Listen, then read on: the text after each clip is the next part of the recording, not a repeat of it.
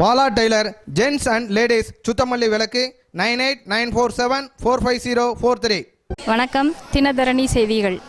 திருநெல்வேலி மாவட்டம் குண்டா நகரத்தில் உள்ள ஸ்ரீ ராகவேந்திரா பிருந்தாவனத்தில் இன்று ராகவேந்திரர் ஜெயந்தி 346வது ஆராதனை விழா நடைபெற்றது.